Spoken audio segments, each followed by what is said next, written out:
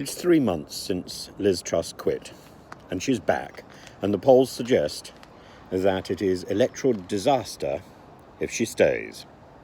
In fact, the polls wobble even if she talks. There's only one place for her, and that, I suspect, is a nunnery, a convent, a place of silence. But that's impossible, because she has no sense of contrition, none at all. Like Kirill, like Patriarch Kirill, the former KGB man, like President Putin, the former KGB man, like Hancock, the man in the stationery cupboard with Gina, she is defiant.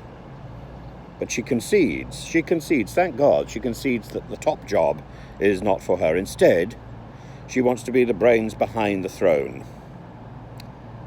She has, she says, only one regret. And there's a pause before she says this in the Spectator interview. She says, or she doesn't say, she's asked about whether or not she has a regret about sacking Kwasi Kwarteng, and there's a pause.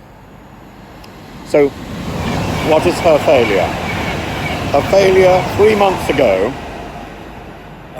was, she thinks, to make the argument to set out the intellectual framework for action. That was her failure. Her failure was to make an argument. So that is what she now claims to be good at doing, and what she wants to do in the future, to make an argument. The whole thing is sort of whingy, as I said before, but there is one good line. She says, "Was I trying to fatten the pig on market day?" Brilliant line. It's one up, isn't it, on the David Cameron pig story. As for the rest of the chaos in the Conservative government, well, Raab, anybody who disagrees with him, it now turns out, is threatened with the sack. Think of Sir Robert Buckland, who disagrees with him. Buckland now says, oh, well, Raab is just robust. I call it folly. Other people would call it bullying.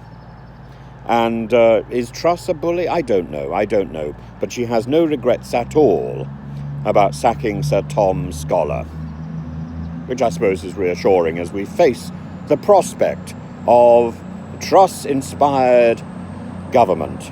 Free markets, a slimmer state, tax cuts, and a more drawn-out disaster than the one we had in the autumn. Is that reassuring? Not for me.